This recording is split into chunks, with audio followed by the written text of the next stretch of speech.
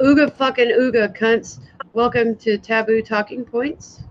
Today we're going to be talking about some really fucked up stuff. Just Leaf and I here today. It looks like Schmeckle is busy. So, welcome. Say hi, Leaf. Tell us what you're doing. Hi, I'm making plots to obviously nuke California from orbit forever. Nuke it from orbit forever? Why Yes, are we nuking California from orbit forever?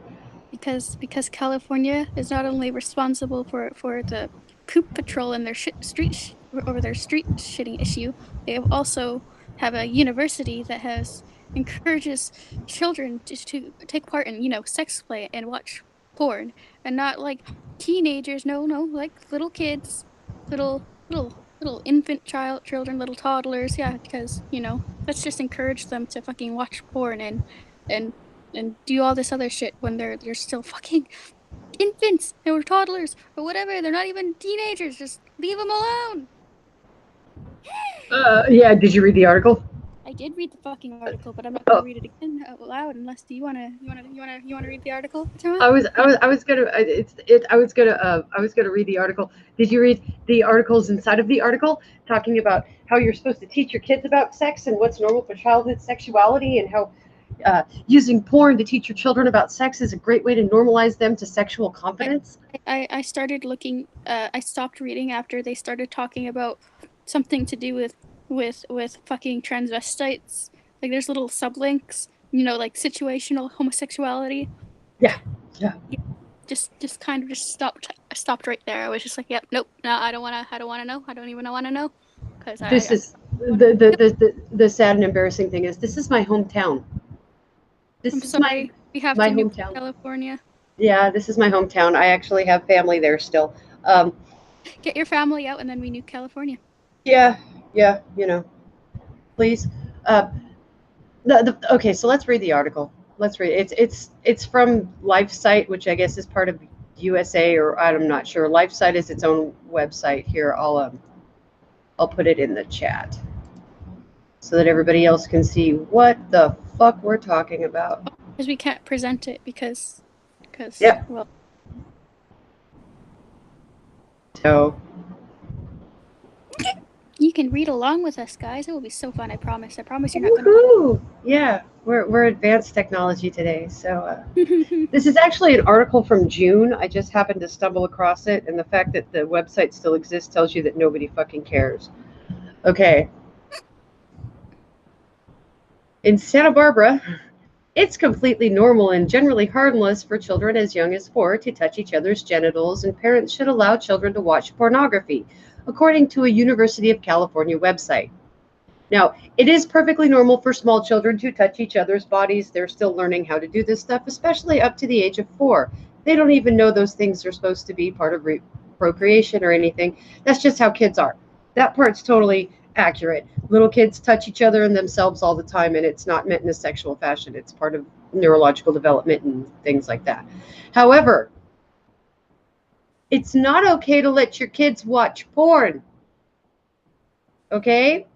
Porn isn't a great way to learn about sex because I'm it's fantasized and idealized sex. pretty sure that's also not legal because based It's on what I've seen, you have to be 18 or it's older to yeah, it's watch it. kind of against the law, or it's called contributing to the delinquency of a minor. But hey, let's go with UC Santa Barbara and their idea. Okay, so operated by UC Santa Barbara, students specializing in human sexuality, Sex Info Online bills itself as an authority on a wide variety of sex related topics, from health issues to pregnancy to sexual habits. Huh. So the article goes on to talk. Oh God, I'm gonna have a hard time reading this because it's gonna make me mad. Um, yeah. So the idea that these people um, actually want you to have your kids watch porn and commit a felony and lose custody of your kids because they've decided that that's a good way to teach them sexuality at young ages. It makes me wonder how UCSB hasn't been razed to the ground yet. I'm trying to figure out why carpet bombing hasn't already occurred, because In most of the world, something like this would cause people to pick up torches and pitchforks. So on Wednesday, oh, go ahead. I'm sorry. I'll read some too, so it's not all on you because on Wednesday, the College Fix called attention to the website's alarming advice on childhood sexuality, which covers how parents should react to their children engaging in masturbation and sexual play. Neither the school nor the sociology department, which maintains the website, responded to the Fix's request for comment. Masturbation and sex play in children prior to puberty are not cause for panic. Many children engage in these behaviors, the site says. It advises parents to teach their kids to keep such activities private and consensual, but otherwise says both should be permitted. Children don't do this, children. Little tiny kids, they're not masturbating and they're not engaging in sex play. They're little tiny children. They're not they doing this. They're not doing this for sexual reasons. Stop they trying to make it sexual. That's creepy. they physically can't. Their bodies don't do that stuff yet. They physically cannot actually masturbate. It's creepy to sexualize children. It's creepy to try to make it about sex because it's not about sex. Stop it. They're little kids.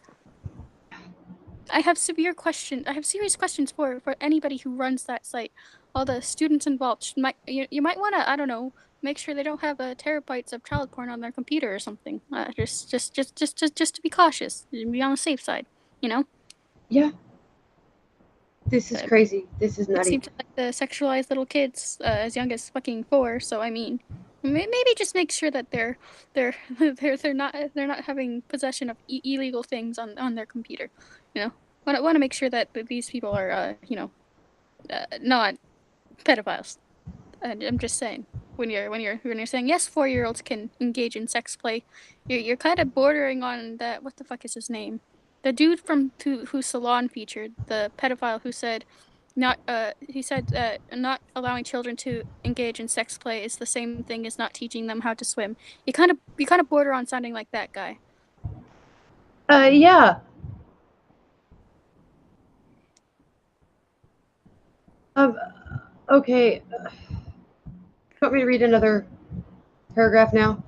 Where were we? Oh God, my head just started hurting. Okay, the site's talking to your children. Is that where we're at? It is important for caregivers. Okay. Sorry, I was off by a paragraph. Okay. It is important for caregivers and parents to keep their reactions to children's consensual sexual activity and play positive, to prevent them from growing up to associate sexuality with guilt, the site says. It argues that even touching others' genitals should be met with positivity because children are just exploring. No, you have to teach kids that their bodies are their bodies and other people's bodies belong to other people and they aren't supposed to touch without permission. I hope to God none of these people are parents. I really fucking hope none of them have children. I can only imagine they'd be watching kids touch each other and be like, "Oh yeah, keep going, honey. You're doing a great job." No, God, I hope these people never fucking breed, and if they have bred, I hope their children are taken far, far, far away from them, wherever. Yeah, well, these people should not breed. These. Okay, I'm going to tell you right now, the people that are running these programs probably don't have kids. They probably never will have kids, and they probably are the kind that dress so strangely that you don't want to talk to them. If you know what I'm saying, they're wearing, yeah. This is bad shit. Children are just exploring, but they still. You're telling people. They're telling children it's okay to molest each other. You don't have to have permission from your friend to touch them. It's totally fine. Yeah, that's a good idea. Totally fine. Yeah. Mm, mm, mm. So,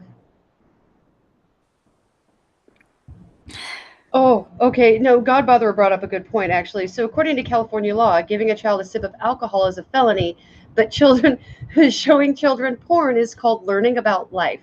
Yes. I mean, I don't really recommend giving children alcohol, but at the same time, I think a sip of alcohol is a lot less harmless than, you know, continuously showing a small child pornography and saying, yes, it's okay to touch your friend's private parts without asking. You gotta not react to that in a positive way. Obviously, don't overreact in a negative way, but don't go like, oh yes, this is a-okay. I'm not gonna do anything about this. This is fine. You're allowed to do this. Yeah, yeah. It's totally great. Yeah. Mm-hmm. See, I don't see any problem with giving kids sips of alcohol when they're little. It doesn't hurt them if That you just happened have to a me when sips. I ran into a wall.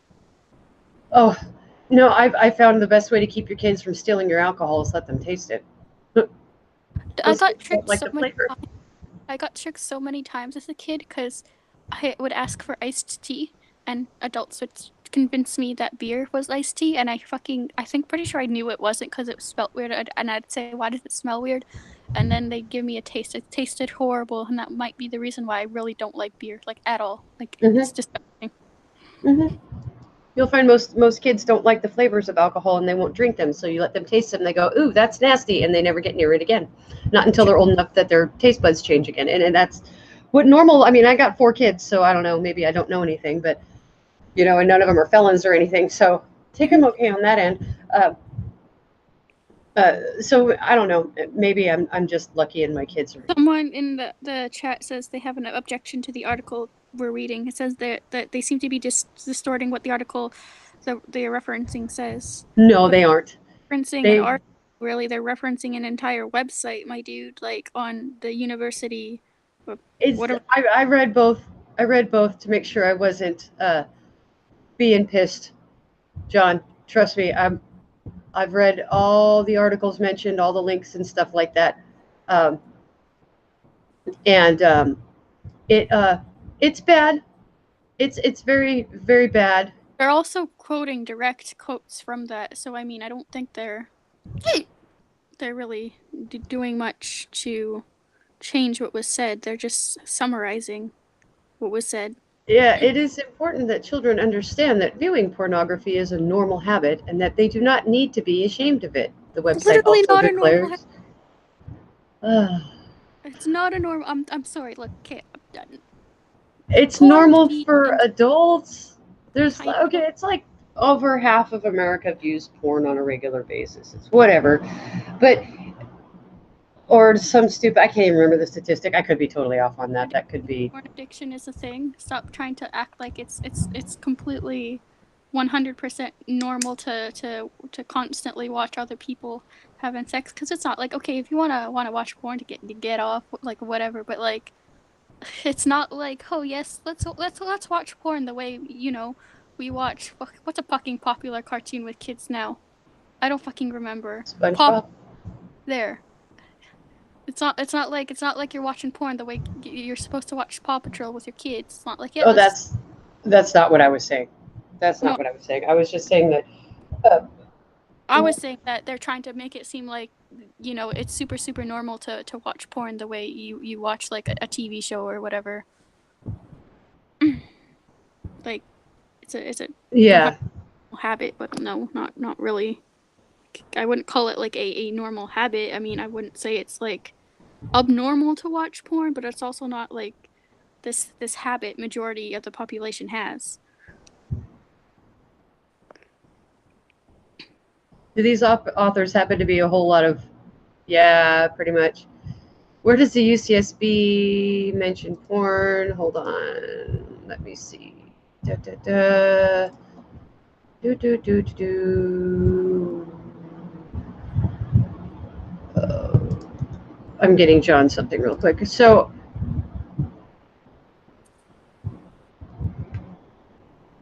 that's where they mention it. Look at the section on the media. That'll tell you where they mention children should be able to watch porn, so they realize that it is important to understand that viewing pornography is a normal habit and that they do not need to be ashamed of it, the website also declares, arguing that the only pushback parents should offer is teaching children to keep it in moderation, to keep in mind that porn can create unrealistic expectations, and that it typically lacks the emotional intimacy of real life sexual relationships. I could totally picture how it would go down with having a conversation with a 4-year-old about this. Be like, yeah, well, these people, they're having sex, honey, and this is normal to watch. It's okay to watch this, but you gotta remember that this isn't like intimate. This isn't real life, and I'm sure the 4-year-old's gonna be like, yep, I totally get what you're saying. The 4-year-old's not gonna know shit. They're not gonna get any of this. Like fuck, like okay, maybe understand like teenagers, I get it. Okay, maybe, yeah, I would understand, but these fucking toddlers, they Yeah, just want to play with their toys and fucking and watch, I don't know, Thomas the Train, and not like fuck, I don't know, this is just stupid. this is crazy.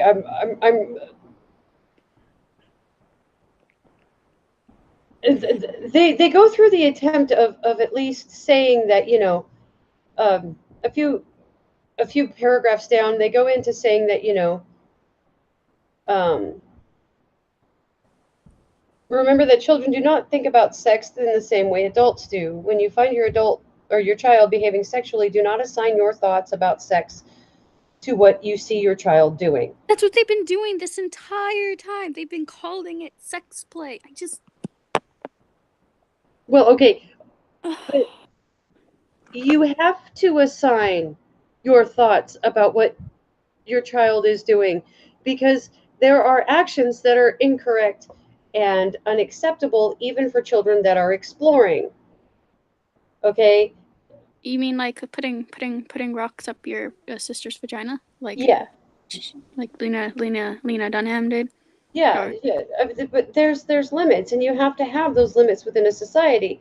Part of the reason we have such a growing kink subculture in America is, one, because the culture, like, there's physically more people, and the other part of it is sexual deviancy as a broad generic term. I'm not saying people are sexual deviants, don't come at me with that, people. But sexual deviancy as it was viewed 100 years ago and how it is viewed now have changed dramatically, to the point where um, people seem to think that you're not really enjoying sex if you don't have a kink. And um, I have to say that's pretty destructive when it comes to sex, because there shouldn't have to be complications for you to feel that you're doing it right. There shouldn't have to be extra thoughts and wants and stuff. You should be able to enjoy the moment for what it is. So I see that as kind of a problem. Um, I don't know. This whole thing, it strikes me as they're trying to have a very kind of open-minded idea about how sex should be viewed by kids so that they have a healthy sexual self-esteem, but they've become so open-minded they've let their brain fall out, if just that makes any it's sense. just like just in general, like not even just about the kids stuff. It just in general seems just like really fucking degenerate and run by fucking idiots. Like, do you really need to, on a university website, do you really need to publish a step-by-step instructional guide on deep throating? Like, is that necessary? Is it really necessary? Are you like, I just god damn it. Fucking why? Just why? Why? I I don't don't understand why you would be talking about your kids viewing porn and moderation and stuff like that. understand any of this. I don't. I, You don't need to, like, if you're basically what you're saying is this. Yeah, this site's kid friendly. We want to teach the kids about sex. And next thing you know, the kids fucking exploited to, like, some I don't even know, what are their bases of these claims, like where did these claims even come from, like who the fuck runs this site, what are their degrees aside from their specializations in human sexuality, do they have any degrees in psychology it doesn't or even name authors for the written pieces. Um, it cites references, but it doesn't cite who wrote it. But it's maintained by UCSB, so I want to know what John Doe's take on these articles are, because apparently he doesn't have the same take as us, so I'm interested to know what yeah, he. I asked. Um, But these aren't. I mean, they're not really repeating common childhood development concepts, John Doe. They're saying children as young as 4 are able to engage in sex play, are able to masturbate, and should be watching porn. That's not common childhood development concepts at all. That's not not even close. I'm sorry, but it's not. um, I'm trying to put these up, so will you stop it? Sorry, I've been going crazy on my computer all day trying to Yeah. get a game to run, so I'm kind of everything's off. I'm a Toddlers, little slow. toddlers don't watch porn. Toddlers should not be watching porn. I mean, we can't really prevent teenagers. I mean, technically, anybody under the age of 18 shouldn't be watching it, but we all fucking know that there's 15, 16, 17-year-olds watching it. But it's more understandable than someone who's 4, 5, 6, watching porn with their parents, because that's not weird at all. Well, Totally not. it would be weird to put on porn in front of your kids. I mean, Just a bit. I watch anime with my kids, and I would have to say, um, uh, I would love to be able to screen share and play games if I could, Will, but I can't get anything to run. I'm frustrated with my computer right now. I just spent hours trying to fix it today, and I'm ready to bang my head against things. Um,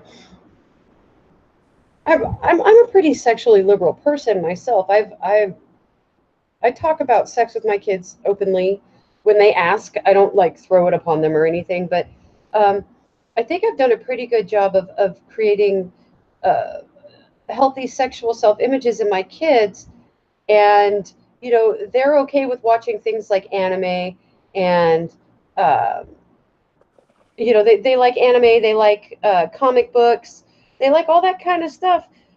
But my kids aren't particularly sexualized, and I have one that's in the middle of puberty right now. They don't act particularly sexualized. They all still pretty much seem to have their innocence intact.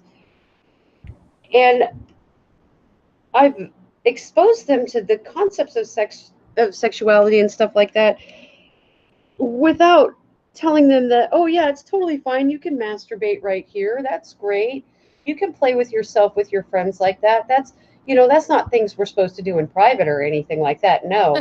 That would be such an awkward conversation. Like I can't believe there's people writing these articles on university websites acting like these are normal things to talk about with toddlers, or even kids of really any age. Like it's not a conversation you really have. Like you can teach them the basics, like about if yeah it's not like you're not gonna fucking go to hell if you do this, but you're also not saying yes, go fucking touch your friends without their permission. They'll totally love that.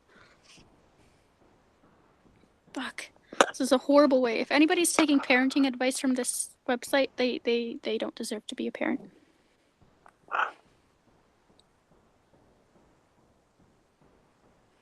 You're I'm sorry, I'm typing. Yeah, he's taking other stuff from the article and ignoring what we're talking about, apparently. It's Yeah, we're not saying like I'm not saying all of what they're saying is wrong here, dude. Sexualized internet ads are less sexual now than they used to be. Let's look at what was on ads when we were kids, John, since we're the same age. Um, what they're calling uh, of sexual stereotypes encountered in the show. Those, if you have to explain sexual stereotypes to your kids while you're watching a show, and it's not something like, oh, that's his boyfriend, or oh, that's the girlfriend, or that's the wife, or that's the whatever, or that's the person they want to be with. If it's more complicated than that, you're probably not watching something that's going to help your kids develop.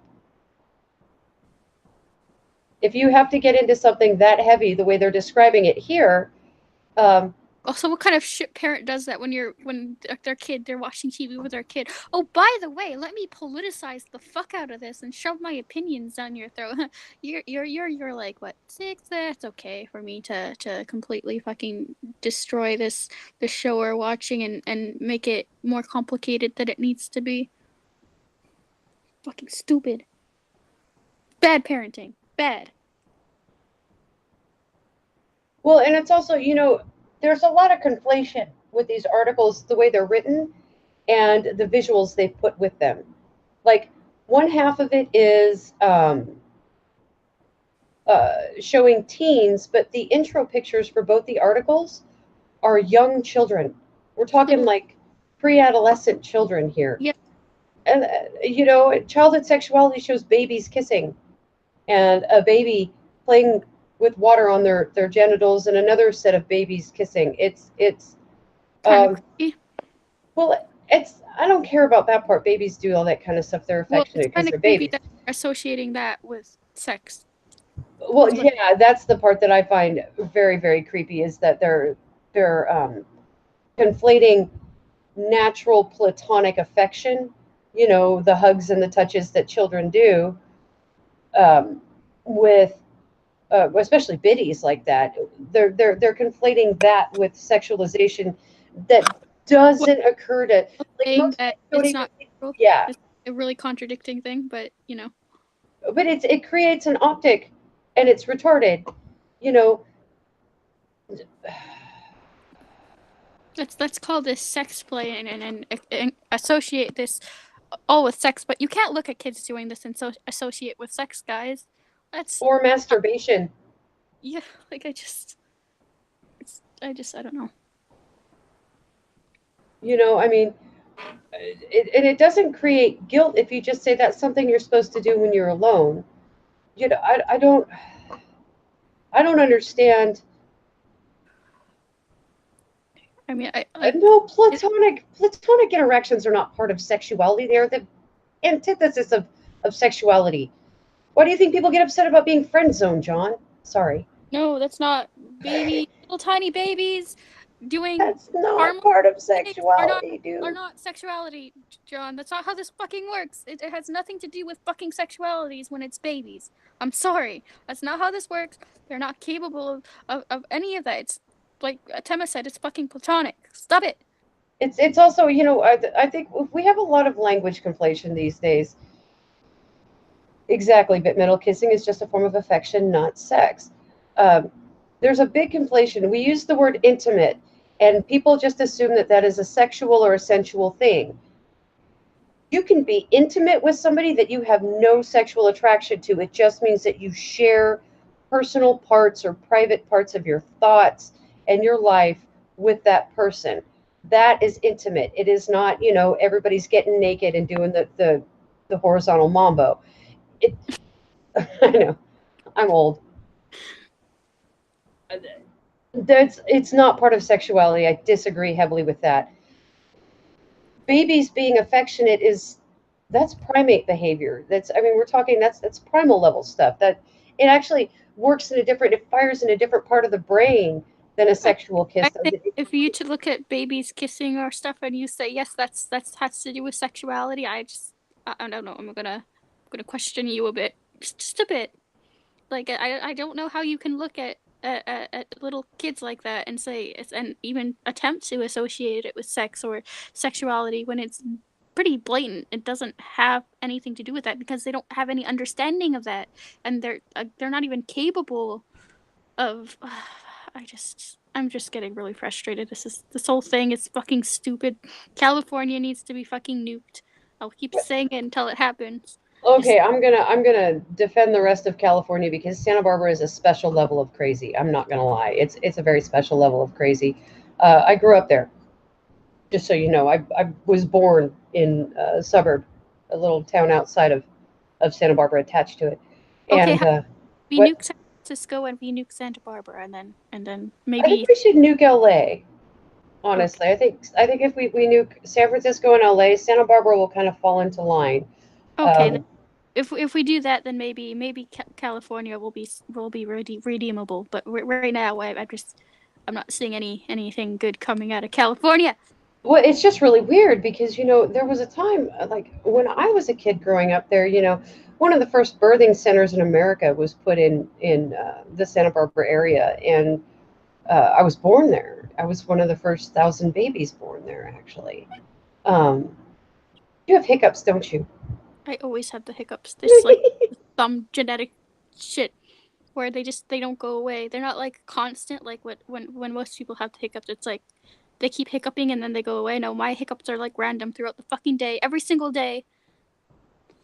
And Oh, I've been told before that I apparently have hiccups in my sleep. oh, So that's adorable. That is adorable, Eve.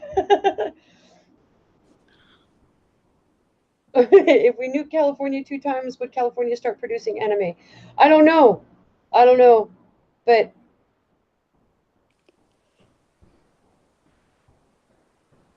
Oh, this okay, Brock has put something important in here. This is pedophilia. Doing anything with underage children, especially prepubescent ones, that is sexual, is fucking wrong in pedophilia, especially if they're underdeveloped. Prepubescence is like that's the big flagship of of pedophilia, and I think these people are. Is anybody else getting the feeling that this is part of that let's normalize pedophilia and child porn should be allowed so that it keeps them from actually hurting babies kind of thing? Is anybody else getting that vibe from this, or am I just oversensitive because I've got daughters? No, I think there has been a huge push for a while now to normalize pedophilia. And you know what?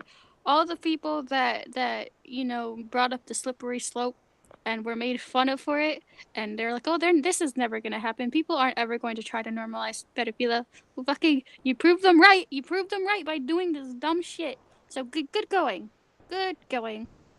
Because It, who what gets blamed for the normalization of pedophilia? The legalization of gay marriage, in the states. That's what they said. If you do this, people are going to push to legalize pedophilia. People are going to push to normalize pedophilia, and everybody's like, no, you're wrong.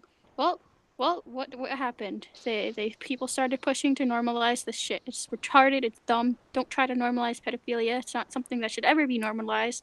And if you call yourself a fucking map, just know you're still a pedophile. You're trying to get away from that. But I see you on social media trying to change the name of the fact that you're a fucking pedo. okay, yeah, that's distressing. It's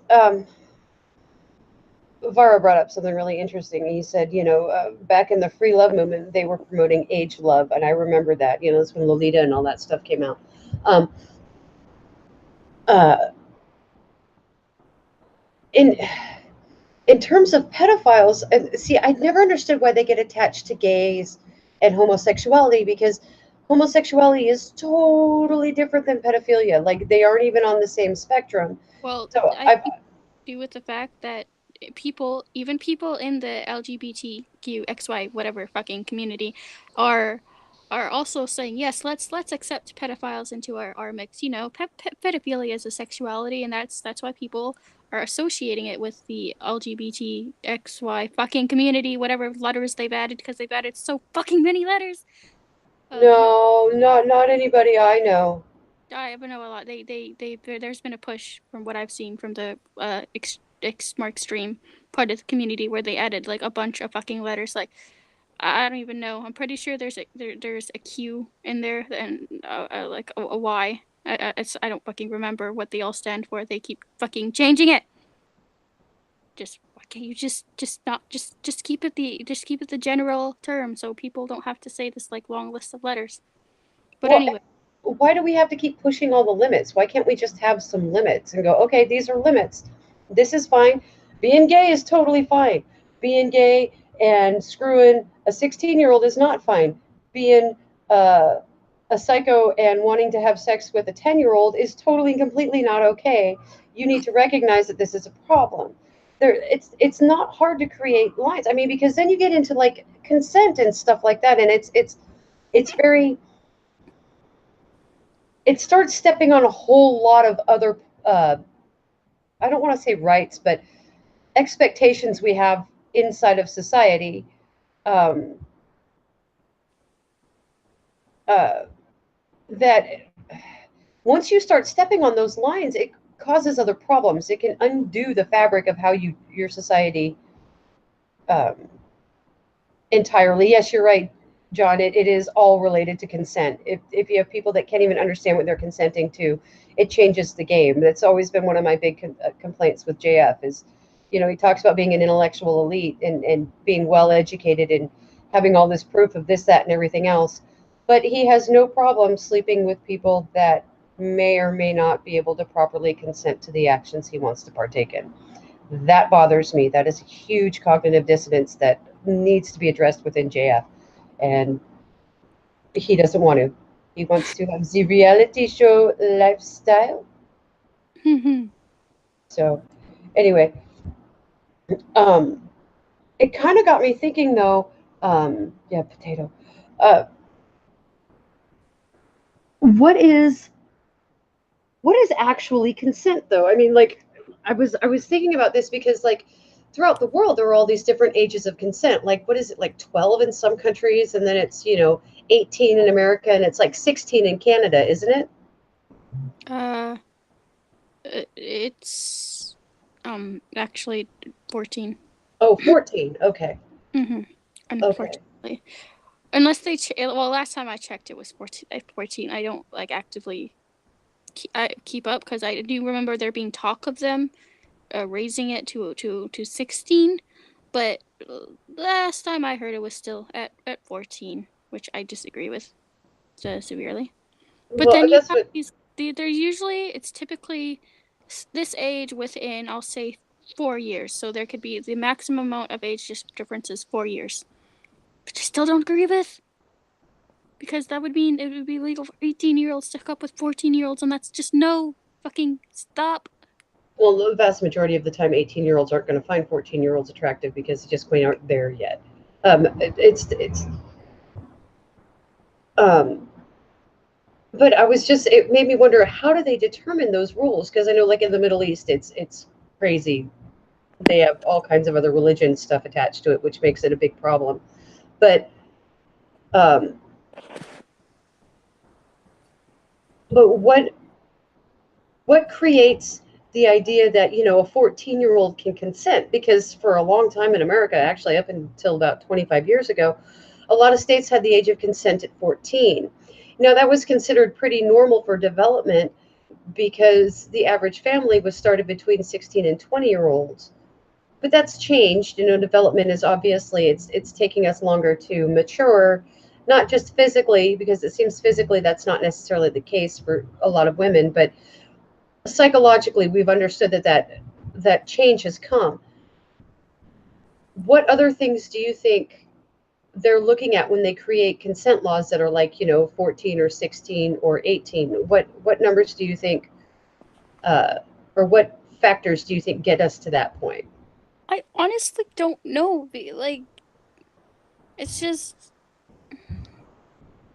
I guess maybe they do research on what age kids or teenagers, preteens, whatever, start becoming more, I guess, sexually active or interested in that kind of thing. And in order to prevent them from facing, I guess, legal repercussions or whatever for, I'll say they're exploring their sexuality or exploring in sexual ways with boyfriends or girlfriends or whatever that they're into. I think maybe based off that, but I don't know. I think it should be more strict, no, like, so that it's near impossible for adults to take advantage of, say, Romeo and Juliet laws or whatever, or because, like, I know in the states it's like different depending on what state you're in for the age of consent. I think, isn't California, it's 18, right? I think For it's 18 for all the states now. I think if you have written permission in certain states, it's allowed under 18, but only to like 16. And there's now limits on how old you can be to get married in some states, but it varies from state to state. I know that. But the general is 18, pretty much everybody. like, I think when you're doing the youngest 14 and you're implementing Romeo and Juliet laws, you're kind of opening the floodgates for children to be exploited by adults, because that's what you are when you turn 18. You're legally an adult, and you definitely should not be around 14-year-olds. Well, unless you're a senior in high school, and then you are. Well, yeah, but I mean actively trying to seek out 14-year-olds and have sex with them. I know one person who did that. He actively sought out 14-year-olds to have sex with them, and then denied having a child to all the 14-year-olds he was trying to get with. Also, he ended up in jail for child abuse, so there's that. Well, that's what I'm saying. Like, I remember being 17 and thinking I was really cool because I found a guy who was 21, uh, not realizing that there was a certain creep factor because I was an idealistic 17-year-old thinking, oh, he's an older man, he's going to be mature and care and blah, blah, blah, blah, blah, blah. And There that has was, responsibility like on the adult or in that situation, obviously, because young kids that doesn't just include women, it includes guys as well, are often they'll see someone older and they'll think, oh, they're into me, this is so awesome, this is amazing, and they don't realize that no, that's really not awesome or amazing. That's kind of weird that there's this adult trying to hook up with high schoolers. Kind of a bit odd that they're actively seeking out. irony of all ironies, I met him through a youth pastor. Um, I think Rockus is traumatized. I think he is. I think he is, and he won't talk to us in here, so he just has. I why do I know so many awful people? I really don't know Brockus. I live in a really bad city, and I know a lot of bad people, and I've made a lot of bad choices with some people I've associated with, even online. Oh, we all do that. So We all do that. We all make mistakes when it comes to online. It's easy to be deceived. Um, get out of Canada. Everybody's saying, get out of Canada, leave. Get to a safe place. I will get out of Canada one day. I fully intend on fleeing this country. Everybody's like, I mean, I'm not gonna be like, it's not even just for like political reasons, because I'm not gonna just flee a country because I don't like the current prime minister or I didn't like the prime minister before that. It's just everything. I don't like anything about living here, and other Canadians can get mad and say I lack patriot. Blah, blah, blah. I'm not patriotic enough or whatever, but I don't really care. I don't like living here. I've never liked living here. Even as a child, I wanted to leave. It's called you go on vacation to America once or twice, and then you realize how shitty it is here. It, yeah, I see what you're saying. Um, I think you should live wherever you want to live. If you like your country, live there. If you don't like it, then move. It's Um, just like, well, Canada is just a bit too liberal in general for my liking, not just our prime minister, but as a country. Like, it's a pretty liberal country. And it's to the point where, you have comedians getting arrested for making a joke at a comedy show that offended someone that wasn't there. yeah, yeah, that was pretty dumb. I thought that was pretty out of its mind. I think like codifying that people have to use their preferred pronoun or you go to jail. That was stupid. That was probably one of the dumbest things I've seen people do. Um, Also, rip to all the people getting banned from Twitter at this exact moment because it seems like they have started their purge. oh yeah, the Twitter has started their purge. Yeah, so if anybody didn't know, anybody that has been previously suspended and evaded that suspension on a new account, you probably won't be on Twitter much longer. So, The there's only that. thing I've been is shadow banned. Hopefully they don't kick me off of Twitter I've entirely. I've been suspended completely. I've evaded that suspension 3 times. Uh but I also appealed and they gave me my account back, so I think I should be safe since I did go through like an official appeal to get it back. But I don't know. So, fucking, it's their yearly purge or monthly purge at this point. Maybe even weekly because I don't fucking know how many people are getting purged at this point. So, Well, I I can tell you that they are hiding their user numbers. They're only releasing them quarterly instead of monthly. hmm, totally So sketchy. they just lost 21% of their worth I wonder why that is. because they lost 30% of their user base through this Great. stuff. So yeah, Purge 5.0 is coming or 65.0 or whatever. They do so many purges for the dumbest reasons. I mean, like, is it necessary? Like, I got locked out of my account for 12 hours earlier because they said I violated their rules, but they wouldn't say which rules I violated or which post violated their rules. So it's like, you know, people would be more understanding of your rules and stuff if you were more clear about them and not super vague and if you actually told people when you fucking lock them out of their accounts, or suspend them or whatever, or limit their accounts, you maybe tell them what exactly they did to violate your rules instead of not giving a fucking reason. Well, you just say, "Oh, you violated TOS," and but we won't say how. You violated the TOS and there, even though I've never violated TOS, but I got shadow banned. That's why I haven't been suspended, because I've never violated the terms of service. But uh, I do engage in wrongthink. I just do it in a very rational fashion. Poor You know. Brock is using his broken desktop computer that had a virus on it, I'm pretty sure. Oh, you need to F disk and start from Or was it a different zero, right? computer? I don't know. I know one of his computers. Was it his laptop? It might have been his laptop he got a virus on. I don't know. He got a virus on one of his fucking computers, though. It was kind of ransomware, he said.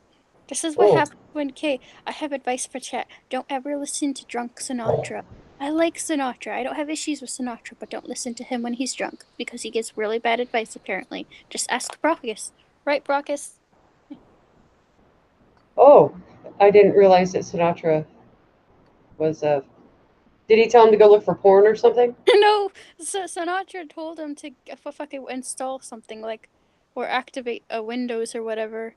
So Brockus tried to activate Windows, and then after that, his computer kind of went into the shitter.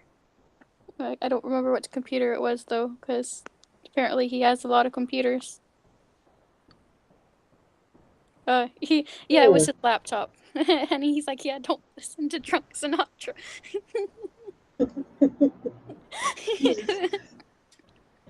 Yeah, don't listen to drunk Sinatra. Drunk Sinatra is dangerous, I guess. Ugh. That's so few computers, guys. We have a laptop for the kids. My husband has his work laptop, my laptop, and then we have a family unit, and we have uh, two tablets and a 4 or 5 phones, but only 2 are working these days. But Brockus needs a new computer, so it's not just Schmeckle at this point. It's both. Both need new computers. oof, yeah, but a bunch of ours have broken components. So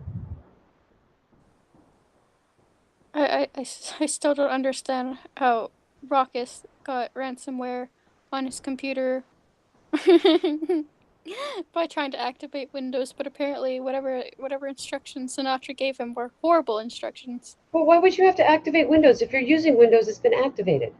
Because it was on the corner of his screen or whatever when he was playing one of the video I posted for one of the streams to be used in the stream, and at the corner it said activate Windows, and Sinatra came in and started talking to Brockus, asking him why he hasn't activated Windows, and he told Brockus to do it, and Brockus tried to do it, and now he has ransomware on his laptop. Because that wasn't an actual thing. That was a phishing Well, application. this is why we don't listen to drunk Sinatra. The next time that happens, Brockus, contact like me or Excel or Anybody but Sinatra. somebody who actually works on computers. Anybody but. Oh, without having something like AVG or McAfee or one of the bigger Avast even, without having something like that, like a good not ransomware, a good virus protection.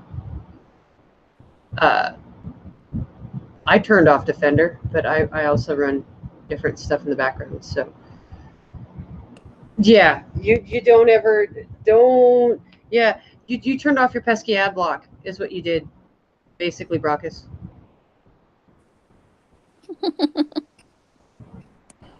You turned off your pesky ad blocks. Oof.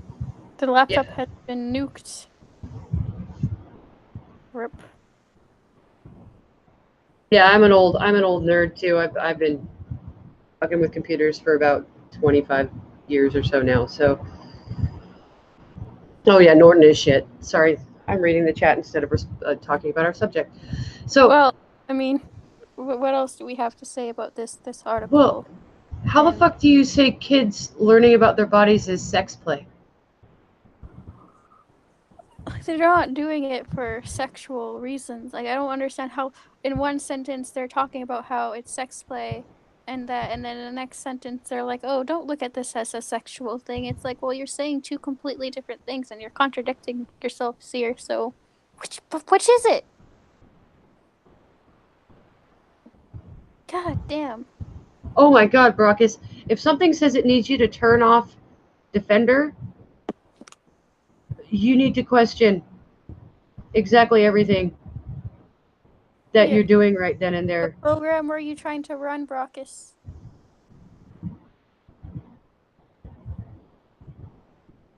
Yeah, don't do something stupid like Boomer Brockus. Yeah, we know Brockus.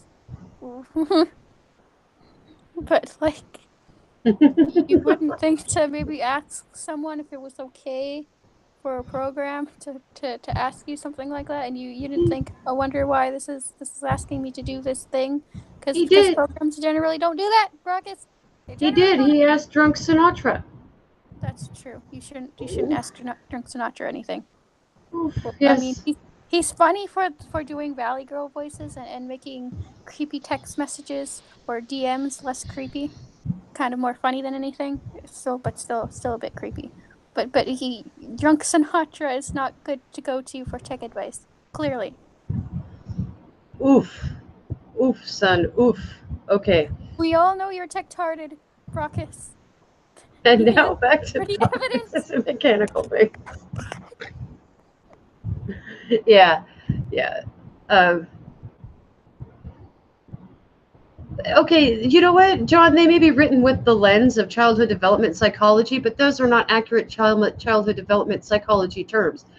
Since when Exactly. has sex play been a term that's been normalized into normal child sexual development? I mean, that's not. You know, I have a pretty good understanding of child development just because I was kind of forced into that topic with having a child with autism. Um,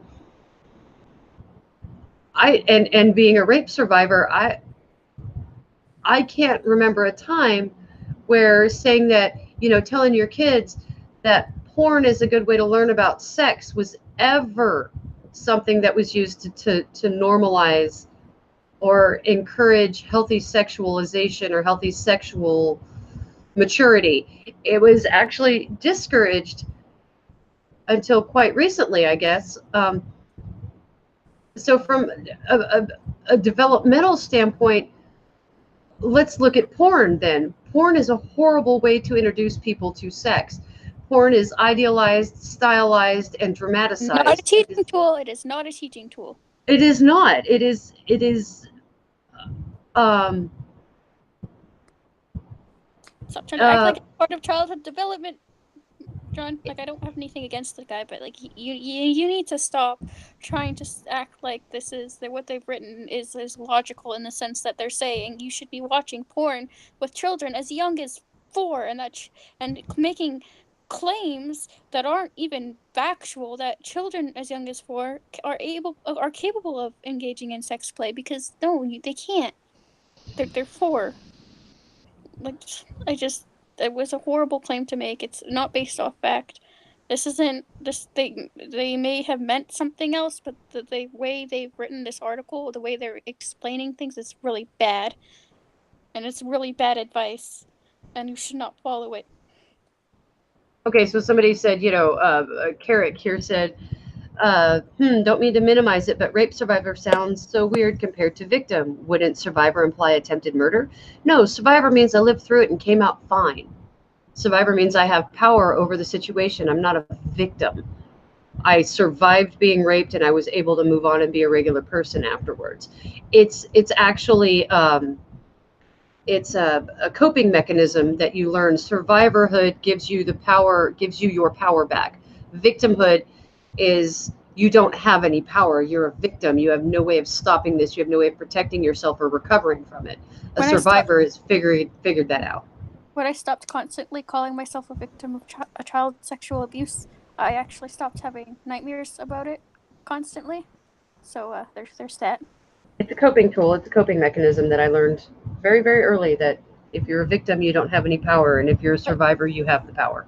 that being said, being, sexually abused or raped at a young age for a long fucking period of time can fuck you up. So the people saying that young children should be engaging in sex play or other dumb shit like that can honestly go fuck themselves, because it does fuck you up to an extent when it comes to anything sexual after that.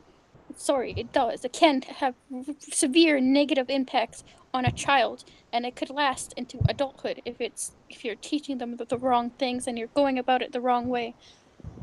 Well, it turns into a generalized, uh, or not generalized, a legacy at that point. If you don't have somebody there that can stop the cycle, it just is a cycle that ends up repeating. Um, you know, and maybe that's what gets my hackles up so hard here about this is the terminology seems to be as dangerous as the the ideas behind them, because the terminology seems to say that uh, porn should be normalized in our society, where I don't see a problem with porn, but I don't see how it benefits society if we normalize fantastical sex between actors. I'm pretty sure it does more harm than good because of the expectations porn creates. So, Well, that's like, kind of what I'm getting at. It's you like, know I always love to. I talk to lots of bisexual women that are in the same category as I am with it, and scissoring is not a thing. It doesn't work. It looks really cool on TV and it's fun to draw and shit, but scissoring doesn't work. It doesn't. So, uh, it's not. I don't think porn is a very good tool, and trying to. It's almost like they're glamorizing sex to children, like they want them to engage in it sooner instead of waiting till they're psychologically ready, as each individual is going to be different in that. It's it seems like it's dancing on the edge of a very sharp blade to me. It's I really dangerous. It's really dangerous. I don't, because it seems to increase deviancy. I mean, look at our culture. Like we now have an entire group of people that can't figure out what fucking consent actually is. fucking Brockus said scissor me timbers in chat. That's a terrible porn. Oh my god, that's a horrible porn. Awful. I don't want to know. I don't want to know. It's been around since the early 90s. Listen, I don't watch porn. The most I've been exposed to it is like one time when I got curious, and the other times where I watched porn intros that were going around that were really funny, like ones about lemon stealing whores. Yes. The funny intros I can handle. I don't, the actual like porn itself, I find weird in general. Like, I don't know. It's just weird to me to watch other people have sex with each other. I don't understand it. I don't think I ever will. If someone wants to do that, I mean, be my guest, I guess. You do what you want, but not my thing. Well, Kate, like, John, when you're defending the article where they're basically saying that, yes, little kids should be watching porn and you should be watching porn with your kids and all that stuff, you have to understand where Brockus is coming from when you're defending the article and the people who wrote it. Like, he's gonna come to the conclusion that you're defending pedos or pedo sympathizers, because I mean, this isn't normal, sane behavior to be saying, yes, you should be watching porn with your 4-year-old, because let's be real here. Like, people who don't want to sexualize children don't watch porn with their kids. Well, also, did you see the imagery that was attached to the article, John? That's okay. So some of the article is accurate. Yes, you shouldn't be trying to sexually shame your children. That's a very dangerous thing to do as well, because that leads to other forms of deviancy. But the imagery within the article, the first thing they're talking about media exposure, and it's not a picture of teens or adolescents of any sort. It's a picture of a freaking like 8-year-old. Okay. That kind of imagery is going to be incredibly misleading to the public they're trying to sell it to. As developmental majors, people that work with brain development, psychology, and association, They should know better than to put that picture there right away. So why did they do that in the first place? And I don't. then also bring up 4-year-olds, you know, and what Yeah, like when you're bringing up 4-year-olds and you're showing pictures of like babies and toddlers and like young kids that aren't teenagers, that aren't preteens. Yeah, I mean, people aren't going to jump to the conclusion you may want them to about your article. so you say you're not referencing the articles and the associated papers. So what are you referencing? Because I'm trying to understand your perspective on this one, and I'm not sure what you're seeing. Um, or what your standpoint is here. I wish we could get John on because he may be able to offer us some. Oh, you are referencing the articles in the papers, and that's what I'm talking about. Yeah, that's what we're talking about, dude. That's Because exactly what we're referencing as well. because it says sources of sexual knowledge, it says the media, and there's a picture of a 7 or 8 year old boy there, you know, and then it goes to peers that are teenagers. Well, the media section is where they talk about pornography, and the picture associated with talking to your child about media and pornography at the very bottom before the helpful tips. It's a picture of something from, it looks like the 50s, with a young boy and his dad. Um, it it it seems to me, even if the some of the information is correct, there's obvious conflation and uh, inappropriate imagery being offered up with the information as it's being offered to the public. Now, as a university website, that should not be approved. That should not be approved because there are tomes upon tomes upon tomes of research into what creates sexual deviancy and sexual abusers. Um, and early exposure to things like porn and over sexualization is one of the highest references or highest factors they can find that create things like serial rapists. So I'm trying to find where normal childhood development comes into play in reference to these articles, because these articles aren't lining up with the rest of that. Um, Normally, I would say, sure, you talk to your kids about sex, you let them touch themselves and do all that stuff, and let them play doctor and husband and wife games and all that stuff up to a point, and then you have to stop and say, okay, well, why are you doing this? What's your reason? And you got to be aware. But I don't see these articles talking about anything other than, oh, you just got to make sure it's in moderation, and really let the sex educators do the job for you. They can teach your kids everything. You just let them do it. And that seems like the worst fucking idea ever. But I don't know.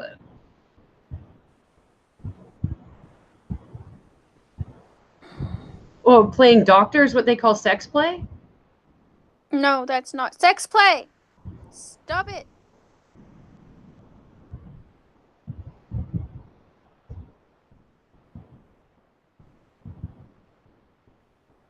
Stop Okay. calling. They're calling it sex play. Like, no, playing doctor isn't sex play. It's not. There's a difference Okay. between curious kids exploring and Except sex this play. Big sex difference. play is an intent of arousal and stuff like that. I don't ever remember when playing doctor as a little kid thinking it was going to sexually excite anybody. It was more like, oh, what's going to happen when this happens, and oh, what's going to happen when that happens.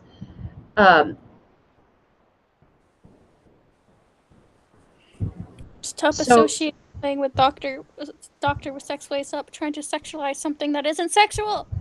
I'm trying to understand the the the the basis for what you're saying here. Um, damn it all. Let's see if I can find John on Twitter.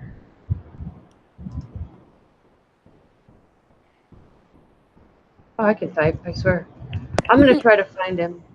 I'm going to bring John on. Because I'm curious what somebody who has the background would say about the articles. Desperately curious here.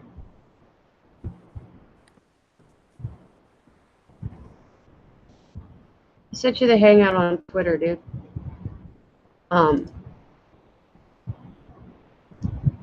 So, okay, so Bitching Witch says, this terminology is not. well, that's what I've sent him the link. He said he's going to come in. We'll wait, and he can explain it to us because maybe there's an action or a section of it we don't know because we haven't learned it. I like what the Bitching Witch said, though. You give kids the birds and the bees with medical terms. Explain puberty the same way. Tell them it's adult only. Tell them it's an adult only thing. Teens figure out the rest on their own. So, we aren't necessarily talking about pedos here or autistic quips. We're talking about bad imagery and something that looks like it's trying to normalize pedophilia instead of trying to teach kids. It's a really poorly worded set of articles from UCSB, which is a university that actually has a very large sociology and childhood development center in it and has for many years. So it's a little more than oh my God, what for? Like people under 16 don't need to know about anal, for example, something they've been trying to push for years. Oh. Yeah, they've been doing that in like the media targeted at specifically at teens, like the Cosmopolitan magazines and such, and even in schools where they try to like give these like instructional things to like people younger than 16. It's just really weird to do. Like you don't need to do that. Like wait until they're like start maybe getting sexually active and then explain to them that yeah, you should still probably use like condoms and stuff if you're doing this, because a lot of people they think that they don't need to because they think condoms are only to prevent pregnancy. So but like you don't need to give like instructions on how to how to do anal. It's kind of weird. Oh, they're teaching sex ed in 4th grade where you live? Autistic quips? That seems a little young. Just a bit. Yeah, oh, Jesus.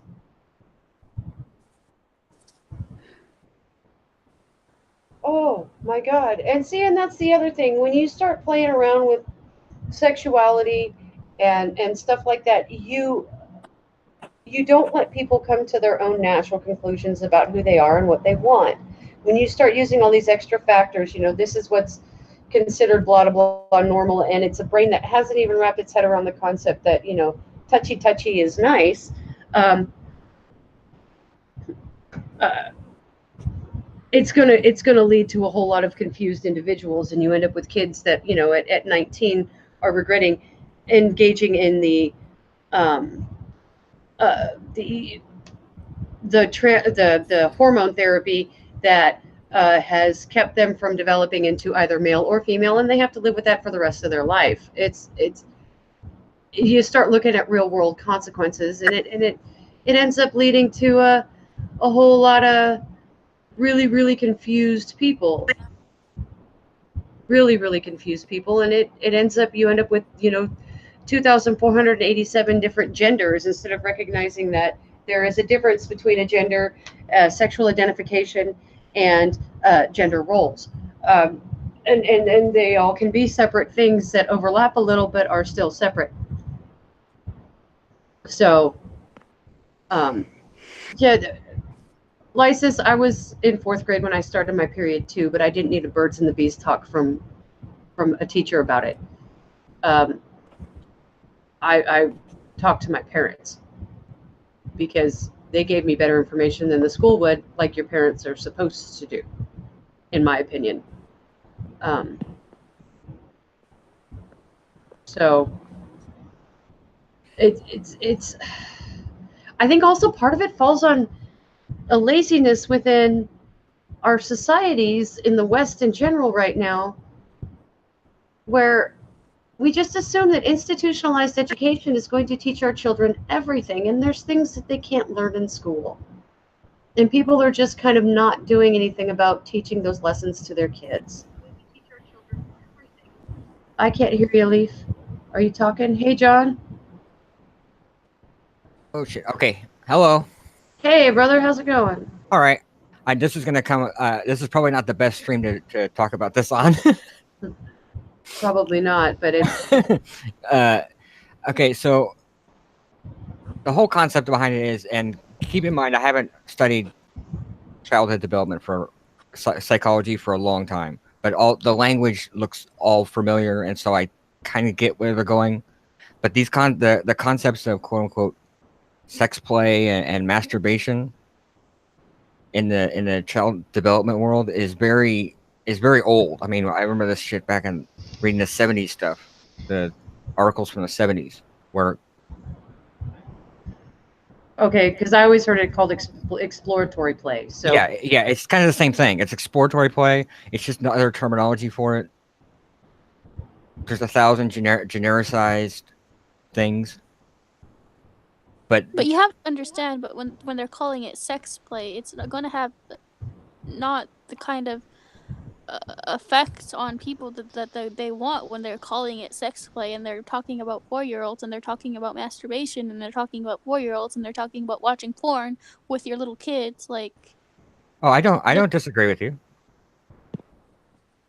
I don't disagree with you that the calling things sex play and masturbation doesn't have overwhelming if you want to call overwhelming consequences for the world of the non-educated and non clinical psychologist world.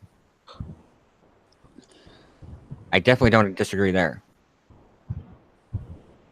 I wish I could screen share this properly, but it's not going to work. oof. It's. I really, really want to show people the imagery we're talking about. I hope people have looked it up. It's up in the chat. If you want, I'll post it again, people.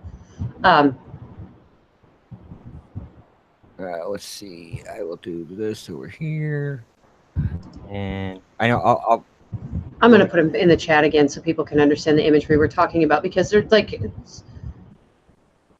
sources that talk about things the way these people are is not the terminology. It's like they've only had community college level education, and they're putting in university level terminology. Those USB are very dumbed down. Like, they're really dumbed down. And then the article that you were originally reading, which is the one I mainly had problems with, which was their interpretation of what these things were saying, which it kind of conflating things that aren't really true. But I get what you're saying. Yeah. Okay. But do you see how the imagery is? Yeah. I to be honest, I didn't even pay attention to the imagery. I was just reading the article. I just skim past. Pictures don't bother when I'm trying to read an article. Don't, unless it has data on it. I don't care. So, but yeah, I know what you're saying. Yeah, and that was my problem. Is I understand that aspect of it. The whole marketing side of psychology fascinated me the most when I was taking those courses. So I focused on them, and imagery is really, really important when you have it mixed with words, especially with the way people read these days. They don't actually read all of anything much anymore. They skim things and they look at the pictures and they get a good idea of what they're doing or what they're learning about. And with the way the imagery is in these two articles, it is really suggesting that you be exposing young children to these ideas. Young children. Like, we're talking barely communicating children at this point. And that is my big concern. That's what made my head explode was, you put pictures of babies kissing, and then you talk about sex play with kids and, childhood masturbation.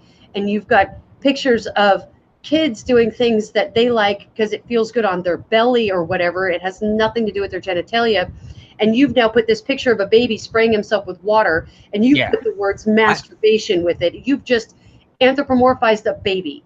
At that point, you are completely out of your depth, in my opinion. I definitely agree. Now I'm looking at it, I'm like, yeah, I can see where you're coming from. I know exactly what you're talking about. People who wrote that article were like, wow, and they made they wrote the article the way they did because they're reading this stuff, they're seeing the pictures of little kids, and they're like, what the fuck, like, and then they're seeing the some of the articles bringing up children as young as 4, and they're like, wow. You understand now how they got to the conclusion they did? Oh yeah. I can see it. I think the article was kind of I don't think they looked very hard, or they were looking at.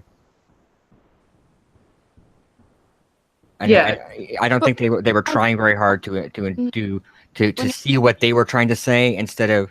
When you're trying to make a point academically, people shouldn't have to reread it and reread it and reread it to get what you're saying. It should be very clear the first time. I would like to say that's true, but that's true for every single academic paper I've ever read. Yeah. If you start talking about P and N and statistics, people are going to go, what in the fuck are you talking about? Yeah.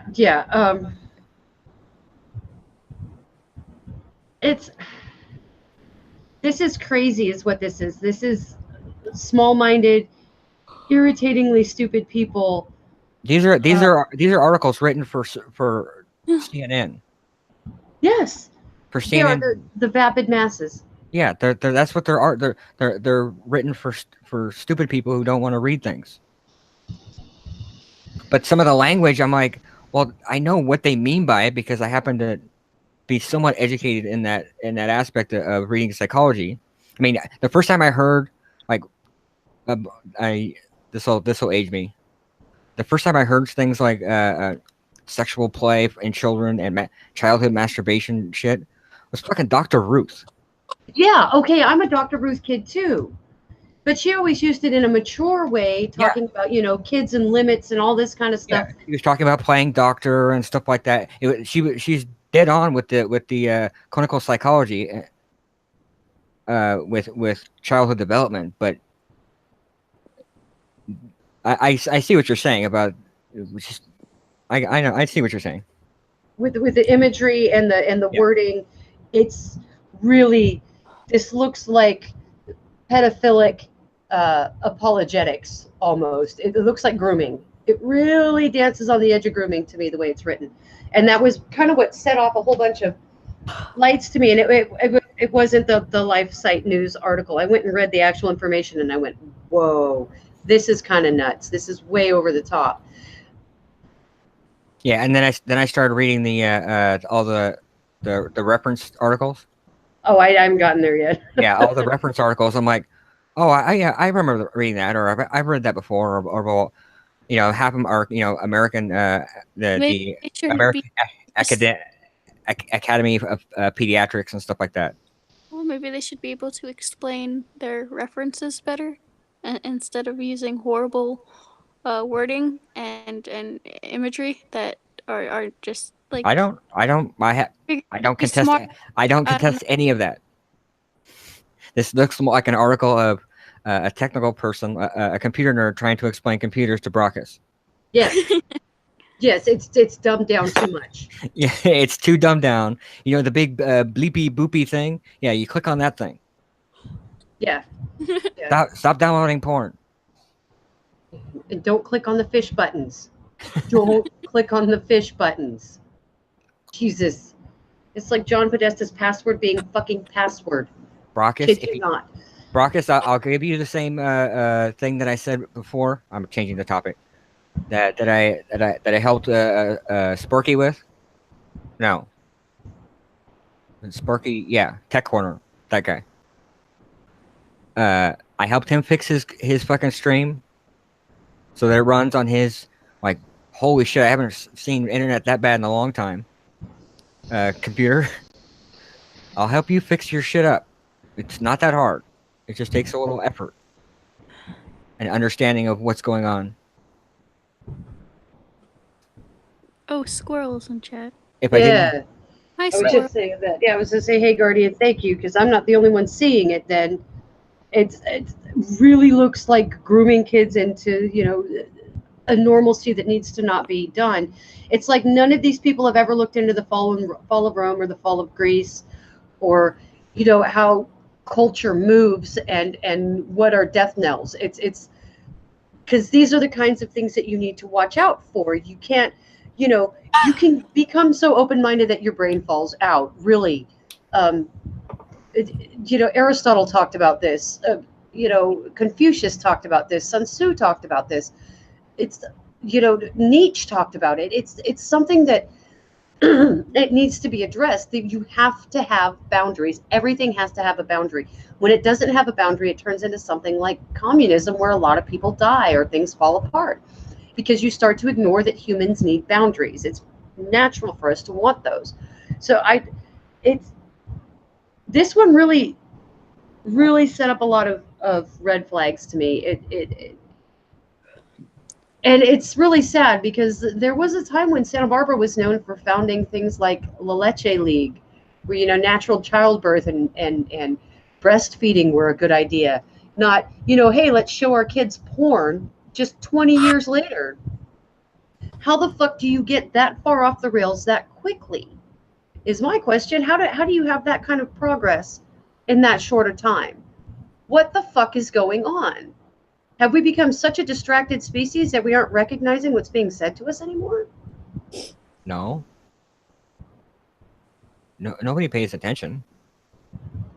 But we used to. I don't know about that. Oh, maybe I've just always been a little more self-aware than the average bear. I don't know. Probably. I would say that's probably a good. If you're that open in your behaviors and comfortable with yourself, you're probably more open than most people are want to be open to. Yeah, I guess I don't know. It's I mean, look at how and this complete sounds like a complete off the wall analogy, but look at how a lot of people, especially traditionalists and stuff like that, look at the 50s, the nuclear age. Yeah. How great everybody thinks it was the greatest thing in the world, but 50s, all the blinders that were on during the 50s of nobody wanting to discuss all the dark shit, and nobody brought it up. Nobody brought all the beatings that happened in houses and stuff like that, and all the abuse that happened. Guess what that turned into? Turned into the hippies.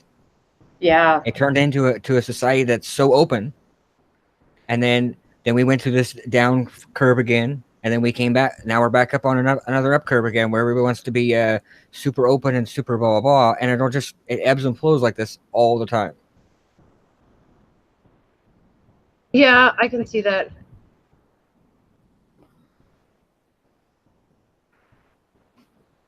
We should go back to the old days. I don't want to go back to the old days. I like computers. I like being open and being able to have an open discussion with people without worrying about my neighbor thinking I'm some sort of deviant and being able, the law enforcement being able to lock somebody up because they look weird. Yeah. Oh, yeah. I already know about how Kinsey got his information, bitching witch, and it really upsets me. I think this hit a little closer to home because I was born in Santa Barbara.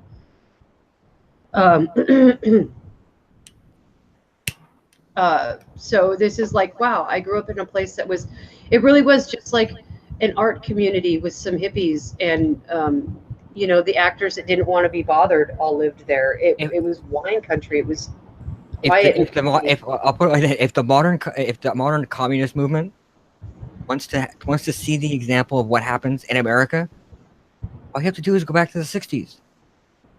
All you have to do. There were communes everywhere. Fucking A. In California, there were communes everywhere. I Half of them know. turned into fucking crazy religious cults. The other half turned into people stabbing each other in the back and killing each other and leaving the commune because nobody wanted to pay for anything. That's all you have to do. Just go back to the 60s. It's really easy. You don't have to bring in Russia. You don't have to bring the Eastern Bloc. You don't have to bring none of it. Just go back to the 60s. You'll find all about communism in America. It's there. It was tried and it didn't. They don't work. It doesn't work scale. Yeah, no. Well, the only way communism works on the familial level, and in small communities where everybody depends on everybody else when there's hardship or scarcity. Outside of that, it won't work. Yeah, as soon as it scales, and as soon as it only works in on paper and in utopian societies, which nothing ever works in utopian societies. But as soon as you start scaling, it all crumbles down. Yeah. Well, because you're willing to make those altruistic sacrifices for your kin, for the people that you depend on and depend on you. You're willing to make those exchanges when you know that person and you're personally invested in them. Once it's no longer you're personally invested in them, generally people don't want to make those sacrifices and those exceptions, and that's why altruism is bullshit, in my opinion. Yeah, but that's a whole nother subject.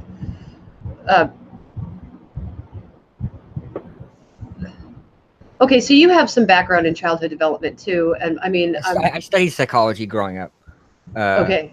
Because of the shit that I went through. I ended up in that whole world of because of the shit that I went through growing up.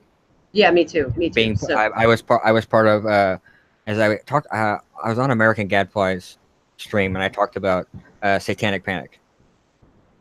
Okay. I was a victim or survivor. I was arrested for it. So. Oh, okay. So I was an outcast. I was one of those kids. I was the weird kid. Well, I still am, but I'm just not a kid anymore. I was the weird kid. I was the outcast. I was the blah blah. And it just led during that time period. It was just I was one of those kids. I was one of the Columbine kids, if you will. Okay, I get what you're saying. Yeah, no, I was just a survivor of a bunch of fucking angry at the world, bullied all my life. I was just fucking angry and pissed off and didn't do good. It wasn't good for me. So I tried to figure out. So I turned to psychology and sociology to figure out why. What was going on? What was I doing wrong? Yeah, I see that. What were you saying, dear? Well, the sociology class I took is actually the same sociology class that actually caused someone to join a cult. So. Oh yeah. No, I didn't take classes. I studied the actual material. I took it kind of started pushing me towards like political stuff was my sociology course, but so it was a participant observation kind of thing where you would go in to, I guess, a group of people, no matter what it was, be it at like a church or fire station, whatever. It was your thing to choose, and you would observe without saying what you were doing. You would just take part in whatever they were doing. Mm-hmm. This girl decided she was gonna do this with a cult, and eventually she stopped coming to class, stopped handing in reports. So someone wanted to check up on her, and she was like second in command of the cult, and she was just full blown dead set on actually joining the cult. She actually joined it. She wanted to be a part of it. So. Ugh. I mean, you have to kind of probably want to begin with to even say, yes, I'm going to do this project on a cult. I'm gonna. You have to be malleable. You have to be mentally malleable to get to that point. Yeah. You have to be. You really do have to be looking for something for an answer. The same thing happened with another kid who ended up joining like a gang. Not just like why. So much other stuff you could do, but one person chooses a cult, the other person chooses the gang. Social groups. That's it. It's just so it's our inherent drive for social interconnectivity. The problem becomes is when that the drive for the external acceptance frames your internal acceptance. My favorite one was the dude who joined did it on the firefighters and that. He went to a fire station, started like helping out. They didn't even question him. They didn't even ask. They're like, oh, okay. They gave him jobs to do. They didn't ask why he was there. I was like, I would have been asking, like, okay, like, nice that you're helping out, but why are you here? Oh, But see, in America, that's against the law. really? Yeah. If you're not certified and allowed to be there on premise, you can't be there and you can be arrested. Well, it wasn't helping what was like the firefighter duties. He's just helping out, like clean up clean up, like do the dishes, stuff like that. Help them cook meals. Oh, okay. So he wasn't actually working with equipment or anything like that. No, no, no. Okay. He was doing like little tiny jobs, like the cleaning up work, the work that you don't need to be certified for. But I know, like the only rule was if they don't ask, you don't say anything. The only time you're supposed to tell them what you're doing is if they specifically ask you. But you know, not all of them do. Well, that's odd. And in America, unless it's a volunteer fire department, you have to get permission from people to be even on the premises of the fire station unless you're declaring an emergency. Huh. Um, but you have to have permission to be there for the vast majority of the nation. I know there's places they don't have it, but the vast majority of the nation, um, you have to have permission to be there for a non-emergency reason. And it's not like you have to go to like the battalion. You don't have to go battalion chief or anything like that. You just have to. It has to be okay with the people that are present, or they'll Well, call the cops on you and get you arrested. So. okay with them because they were just like, okay, sure, you could help clean up and do dishes and feed us. Why not? Oh I mean, yeah. I'd be Yeah. asking a million questions, but I guess they just didn't care, or maybe they've had previous students do that and they were just kind of expecting it. I don't know their mindset, but That clearly they would were. make sense. That's interesting. So,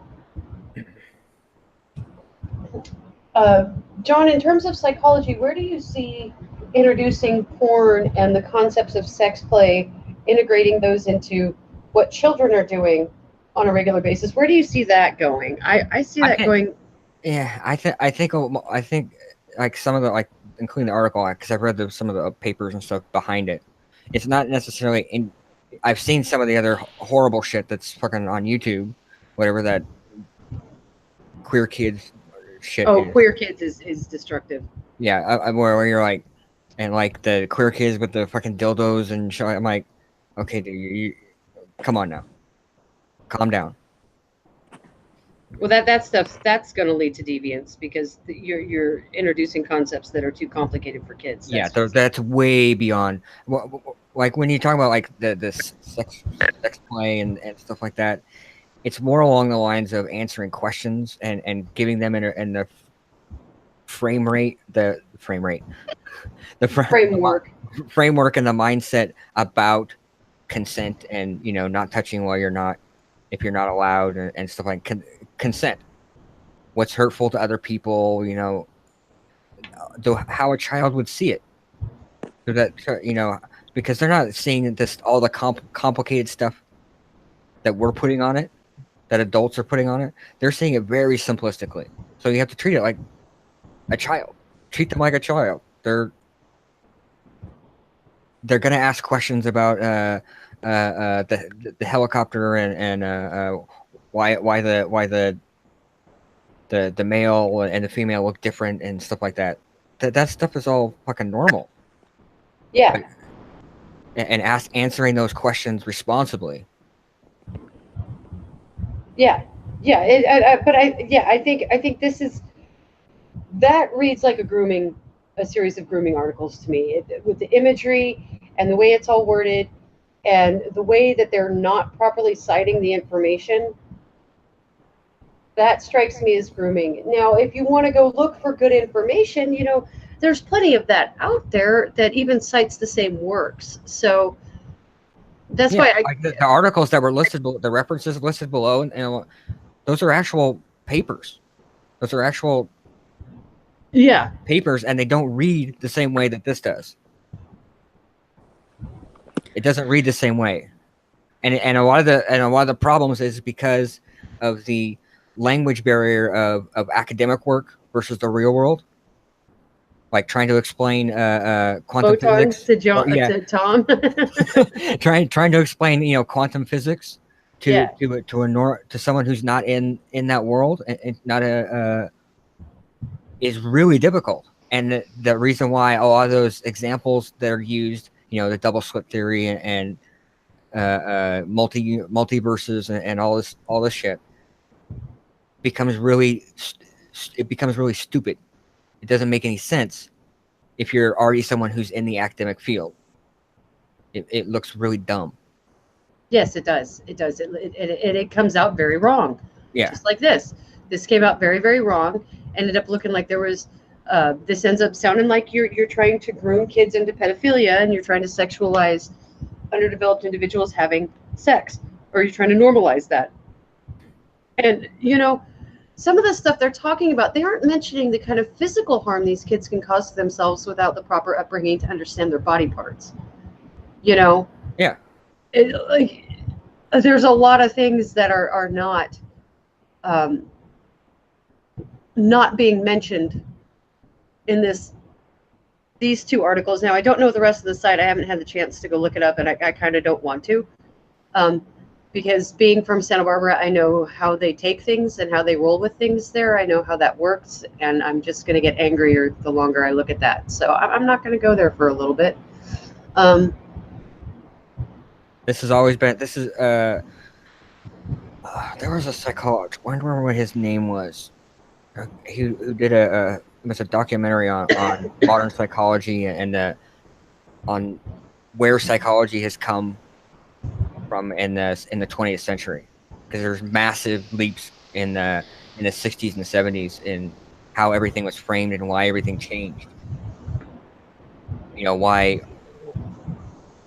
How things are classified and deviant behavior and stuff like that, how that all got changed. Why homosexuality now isn't considered perverted. Okay, so that's actually a relatively new idea in terms of human psychology, though.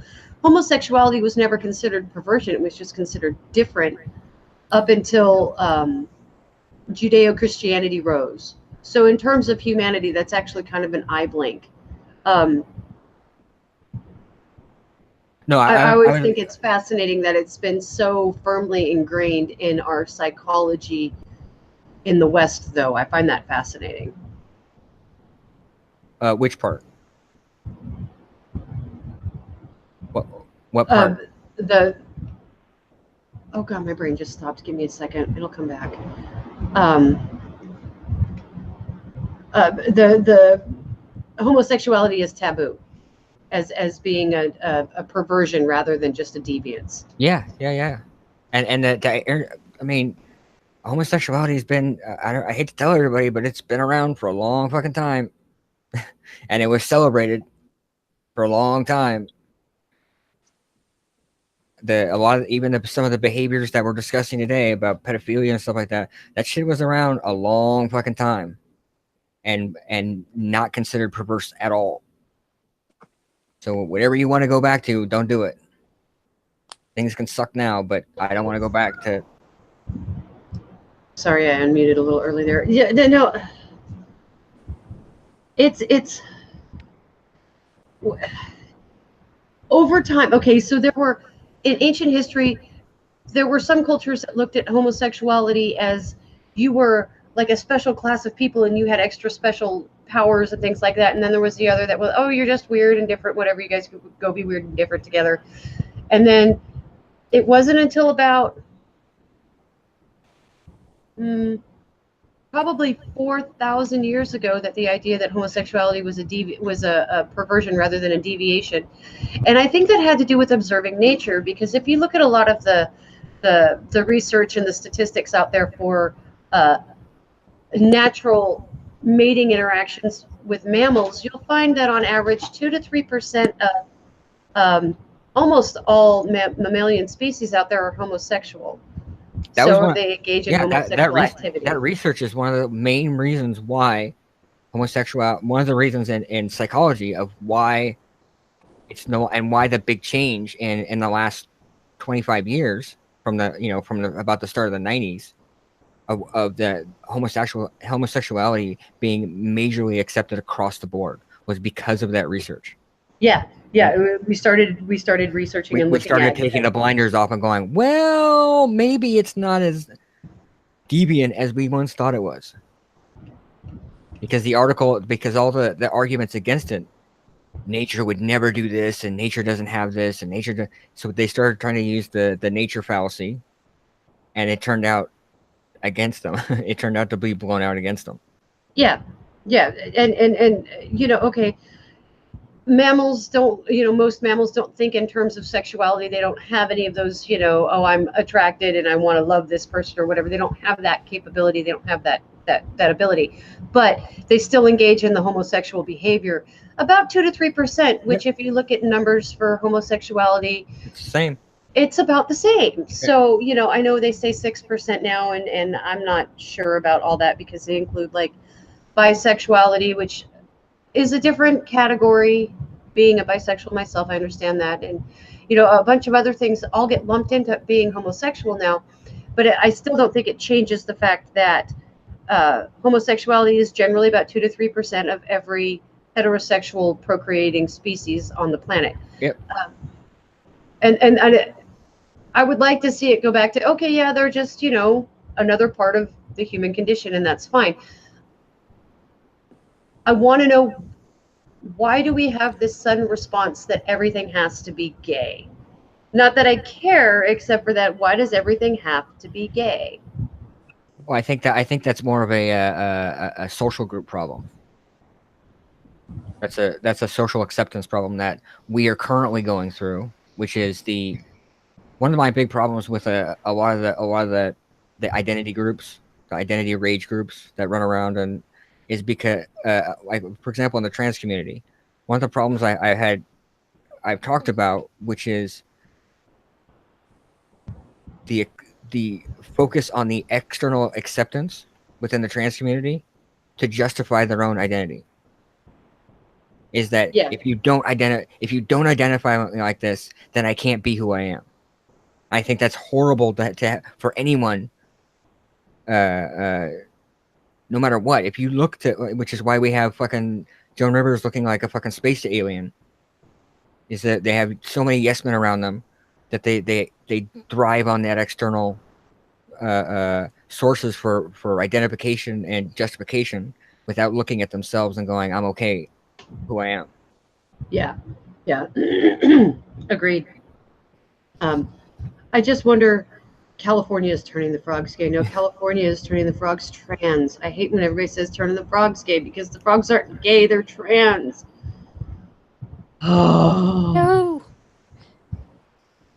The idea is to feminize men and to masculize women. I don't emasculate and make women masculine. I don't know if that's necessarily it, or if it's just to try to create no differentiation between men and women, to the point that there's some fundamental basis of being human that's lost. See, my whole thing against Marxism and any form of collectivism like that is that our biology inherently undoes it. We are all unique down to the genetic level. What always happens in all these type of social groups is outliers will eventually break off, and they'll start up a new wave of whatever you want to call it. Well, they create their own communities. Yeah. So because now in the age of mass communication now, that will continue to get more and more and more communication. So you better be prepared for it. That's exactly what will happen, is that it's easier for these small outlier groups to join up and hang out with each other. And then now you have more social groups competing with more social groups competing with more social groups that were normally, the outliers were just kicked out, and they just go out and die in a corner. Yeah. Now they can collectively make their own group, and then compete their ideas with other groups. Well, and they can't handle the competition. That's part of the problem, is, the natural competition of being human. Another thing that's something we do as people. They can't handle that. That is, that competition itself is part of being human, because they don't want to, they have a fear of failure. Yeah. But they don't want to admit that they have a fear of failure, which everybody has. So, uh, There's a book that really changed how I viewed. It's not really when I go back and read it, it's not really that great a book, but it kind of gave me concepts that were a book by and the writer is kind of a crazy person now. Uh, is the book is called The Lucifer Principle. yeah. That does a scientific study on basically evil and Oh, basically that's how right. Yeah, I know what you're talking about now. the writer's name is Howard Bloom. He talks about global networks and memes and social interactions among in nature and among groups among bacteria, all these type of things going on, and how inherent evil is, just as good is inherent. Oh, I see what you're saying. Okay, yeah, yeah. Um, I don't know. It seems to me like this is just another hallmark that our society is about ready to fall apart. I don't know about that. Well, it's just because I haven't seen any other culture come back from this kind of precipice and not have to fully deconstruct and reconstruct itself to get away from it.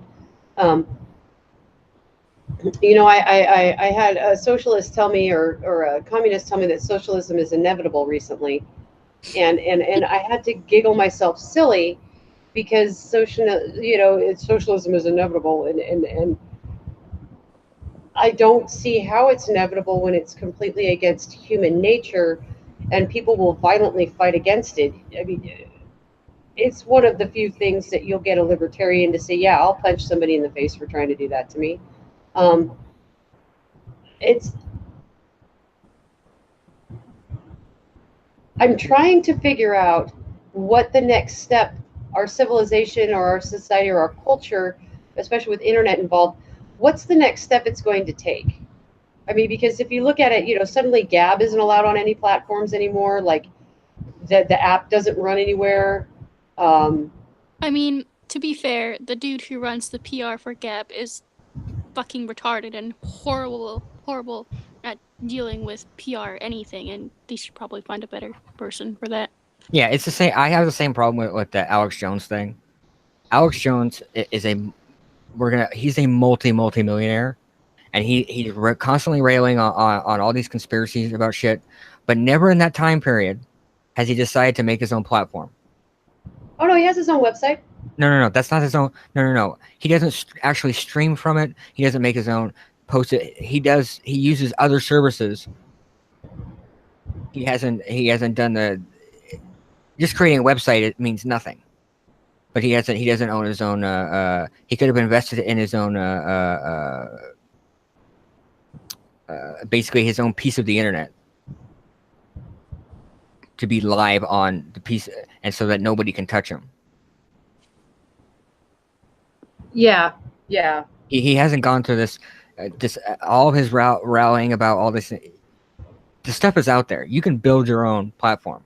It's a pain in the ass, but you can do it, and a lot of people could do it if they had the cash flow. That's all it is. It's a cash flow problem. You also have to kind of know what the fuck you're doing and how to handle your PR. Yeah, well, he doesn't want to do that.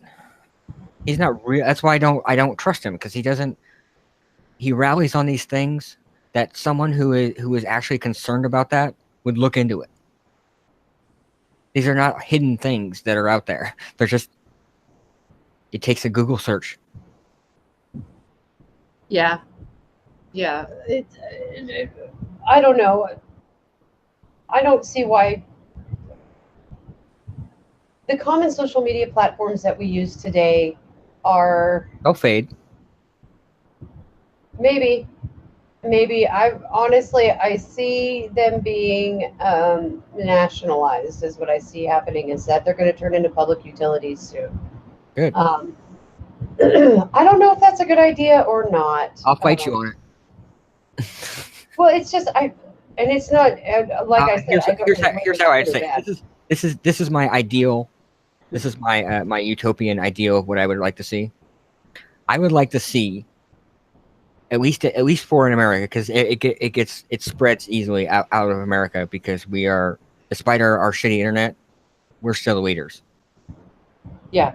I would like to see the internet itself classified as a public space, while ISPs, no other service, just ISPs, classified under a utility as a utility.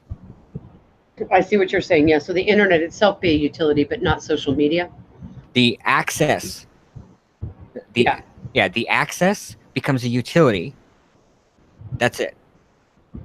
All these other things, these are just servers. There's 1,000 servers everywhere. Anybody can start their own server on the internet.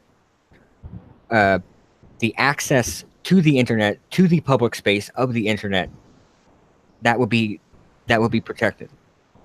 Well, okay. So, but the thing is, these corporations have gotten to the point where they're so big, it doesn't matter whether they violate the contracts they sign with people. The laws and the rules that they've created, they're only enforcing when they want to. And even people that don't violate the terms of service are now being hit with penalties. We will call them penalties for just saying an idea that they disagree with. This is sort of, we've gotten to the point now where we have to have the government step in and say, no, you have to be able to sue these people individually for bad faith contractorship. And that's where we're having the problem right now. If we could just get it to the point where somebody, because the only thing I could think is that, we're going to have somebody within the judicial branch step up and say something. But all these major corporate entities are stopping everything from getting to that point. Yeah. We need to fix something, because all we have is bad faith contractorship right now. Legally, the country that these places are set up in, they cannot charge you with a hate speech law. They can't. They can't charge you with a hate speech ruling, because there's no such thing as hate speech in this country. But they're using this term like it's an actual, like there's some sort of legalistic stance for it. And there is literally no such thing as a legalistic stance for hate speech in America. There isn't. Right. But that hate speech has nothing to do with the law, though. It does when it comes to contractorship. Well, what I mean is that they can hit you with anything. No, they can't. They can deny it's written all in your contract. But they can't. If the contract is onerous enough that people can't understand it and they're signing them anyway, that actually has legal precedent behind it. And that was turned down back in over 100 years ago. You cannot make a contract that is too complicated for people to understand. Right. That's already on the books. That's called bad faith contractorship. Yeah, but not hate speech, which we aren't talking about hate crimes. We're talking about hate speech. And hate speech is something you can't have in America because we have codified free speech and freedom of expression. But these all these things all only involve and there's also another thing about law when it comes to overseas, which is wherever the server is or wherever the base of business is where what laws to be enacted. Okay. So in America, since Twitter is in America, I mean they're in California. Now there is no such thing as a hate speech law. Right, but here's one of the problems, though, is because, for example, I'll go one better than I'll go YouTube. YouTube servers are not all in America. They use distributed load networking, so they'll have okay, but that doesn't matter. We've already determined that through legal means. It doesn't matter where the servers are based. It matters where the company's headquarters are based. The company's headquarters are based in California. Sorta. No, legally that is their corporate headquarters are based in California. No. Their corporate headquarters, yes, but that is a if you want to call it a gentleman's agreement. Like I'll give you an example. Let's say technically a game that comes out. All the the crazy shit that came up recently about swastikas are finally allowed in Germany again. You know that shit. They're gonna have swastikas in video games again in Germany. Yeah. They didn't have to follow those rules. If an American company didn't have to follow those rules, but it was basically a gentleman's agreement that will follow those rules. because we're part of some treaty or some bullshit. Well, okay, but it doesn't matter if we're part of a treaty or whatever. Legal contractorship in America, if the people signing the contract don't understand the contract and then they're held to the contract standards, they aren't considered liable for the contract and fulfilling it. So if there can be proof that bad faith contractorship has been enacted on Google or YouTube or Twitter or Facebook or whoever on their end, if that can be proven, then it changes the entire game we're dealing with the internet right now. It hasn't been proven yet. It hasn't been allowed to get to court. What do you mean? There is. No, they are stopping it at the local level. They're stopping it at a local level. They're making it onerous because the corporations have the money to stop it. Do you know who Leonard French and what the fuck's that other guy? YouTuber Law is? No. Dude, you should be watching them because they're actual lawyers. I'm not. I know a little bit about the law and especially about copyright and stuff like that, but those guys know their shit, and they I know both of them have gone into deep discussions about that. Okay, well you're talking about what I'm talking about right now. If the contract is so onerous that a layperson can't understand it, the contract itself is in bad faith. That has not been addressed. What has been addressed is people are not fulfilling the contract.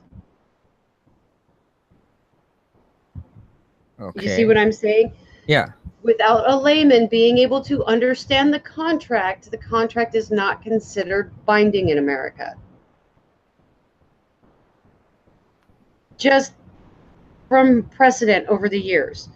So because the corporations have the onerous, or they have the resources to make it onerous for a regular person to go and say, hey, I can't understand this contract, and the response is, well, just don't use the service.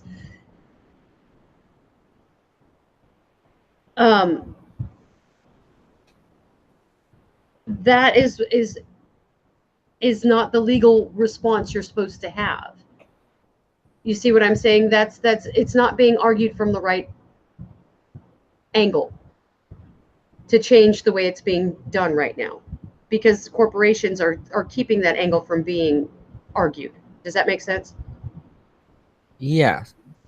I'm not sure the corporations are, but I think they're... Oh, they are. What they'll do is, okay, so somebody will file a complaint in their home state, and then, or in their home district, and then the corporation says, oh, well, we're headquartered here, so you have to fly out to here to represent yourself. Well, the average person can't afford to fly out, have that date changed 4 times, and fly out every 3 weeks and try to come to another, an extension and another extension and another extension, because the corporation has a mountain of money behind them. Yeah. I definitely don't disagree there. There is a lot of strong arming. Okay, that's what I'm talking about. Okay. The strong arming isn't being addressed, and that's what they need to be sued for. Yes, technically corporations are people too. Oh, fuck that. Well, legally they are. Technically they are, but I completely disagree. I completely disagree with it too. I can't stand... I want corporations to go back to the way they were. I'm being traditionalist here, where they have a set contract. How about that? And they were only used for government work. How about that? Okay, yeah. I mean, that would be wonderful if we could get government back down to what it was supposed to be in the Constitution. That would be brilliant too. But can't really put the juice back in the lemon once you squeezed it. Come on, where's your faith? I'm an empiricist. So I don't know how that works. Yes, I know, apathetic ranter. I have a voice for silent pictures. I know. and I have a face for radio too. I don't know. Are you a liberalist, John? I still don't even know what the fuck that means. Are you a Sargonite? No, I'm not. I don't even fucking watch Sargon. He's fucking annoying. Sorry, I'm giggling at Brandon. The closest thing I get the closest thing I get to is V is entertaining. That's the closest thing I get. Only because I get to make fun of him for being Romanian and call him a vampire. Okay. You always bitch at everybody for sound. That's your thing, right? Yep. Your mic is shit. Yeah. Better not be. That's just what you say to everybody. Yeah. Fix your shit. Fix your shit. Fix your shit. What time does Schmeckle's other show start? I don't want to overlap. It starts at 9? What time does it start? Brackus! Where'd you go, Brackus? Where did Brackus go? He's supposed to be here. I know most people call him a gypsy, but then other gypsies started showing up on the internet, and suddenly the gypsy thing didn't work so well, Eric.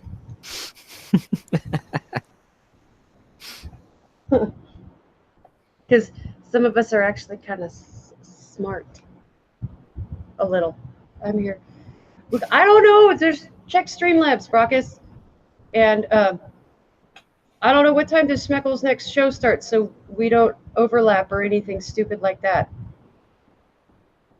Because I don't know what's going on, and Schmeckle's sleeping it off, so Brackus has to answer the questions. And since he can't do any sound or anything on his actual pooter, I don't know what's going on. I'm very confused. There's very little communication today.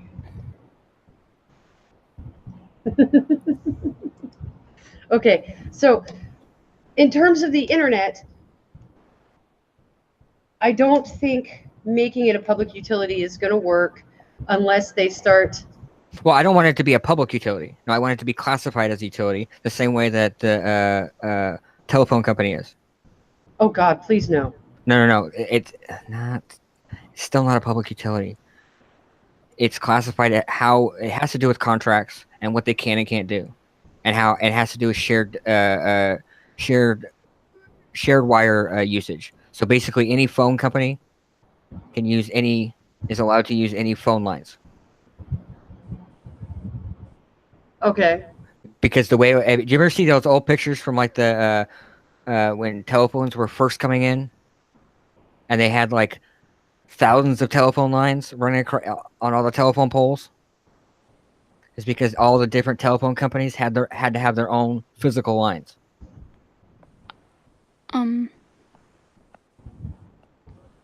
Okay. I think we should be starting to wrap this up soon. I think there's a Streamlabs though, so I'm trying to figure out what's going on. Well, there is another stream that's going to be happening in like less than 30 minutes. Yeah. So I think we should start to wrap up or whatever. Yeah, I'm waiting for the Streamlabs thing to come through. I don't want to. Okay, here we go. Yeah, basically, Sarek, that's exactly what I'm talking about. Okay, so you and everybody here is being ripped off right now. Okay, so Joseph. Do you know how much the average cost that even a small internet company, how much it costs per gigabyte? Well, the airline company does it entirely different now. They use satellites. It's a different program altogether. My husband built it. He worked on building it. I know. Yes. No. That's not, I'm talking about the ISP, standard ISPs. I'm not talking about airlines. But your ISP that you're using right now, do you know how much it costs them per gigabyte of data transfer? It depends on what service and who runs it, and whether it's BIOS or. It really doesn't. Yes, actually, it does, because it has different infrastructure. It runs different energy, and it does matter, because it has origin issues and places it has to come from. It does matter. The baseline internet is the same. Baseline internet is not something that exists anymore. Yeah, it does. Sure it does. There's still a backbone. There absolutely is a backbone to the internet. Okay, yes, there are server backbones, but the way it's transferred, once it leaves the trunks, it's totally, completely all over the place. Okay, we have a thing to read here from Joseph Kerwin for 5. MasterCard shut down Jihadi Watch by pressuring Patreon, despite the fact that Jihadi Watch had no relationship with MasterCard. Should Alex Jones start his own payment processing company as well? That is a good question. I mean, because that's the other side of the problem, isn't it? When it comes to setting up a large platform, if you can't get people to interact with you, I mean, why did VidMe kind of die? Well, VidMe died because they couldn't set up streaming services. You know, what is BitChute's big problem? They don't have streaming services. Well, if you can't get streaming services where people can get paid, because the major credit card companies and banks won't work with you, just like you know, pot dispensaries in the states where it's legal, you have to use cash. Well, that doesn't work for the internet, does it? So it ends up being a kind of a complicated issue that we should probably have another stream about, because we're coming up on closing time here. So John, I'm more than willing to come back and talk about internet shit. Yeah, that's my John. Yeah, that's my husband's specialty too. I've learned a lot about it. John, do you have anything you need to show? No, not yet. Eventually, I'll have a detailed tutorial on OBS for all the fucking boomers out there. There we go. There we go. I still can't get OBS to run, but I think it's something with my computer specifically, and I'm kind of irritated. I can get it to run. Yeah, I know. Most people probably could. I don't know. It's the Tema effect. If I can get fucking Sparky to be able to run a stream at 700 kilobits a second upload, I can get anybody to work. Jesus. Okay. Leaf, what you got going on, baby? I'm almost at 1,000 subscribers on my YouTube channel. Sweet. Yeah, so I'm at 930 subscribers right now, and once I hit 1,000, I don't know when that will be, but I will be doing a stream once I have a computer or whatever to stream with, because I kind of don't have one right now, but I will soon. So. Oh, okay. Okay. Anything else going on that you want to plug? Any people? No. Okay. I'll probably think after we go off here. That's always how it works. I'm a Tema the Hun. Most of you know who the hell I am. I have a channel where I try to do streams, but apparently everybody else wants me to co-host, so I don't get a lot of time to do streams on my own channel. You can find me Monday on Suicide's channel for the Lazy Misfits, or on my channel if Sue is having problems, or Saya is having problems. Tuesday, I'm on Moonifest Destiny with Lo-Fi and Tyro, and we talk current events and weeby shit.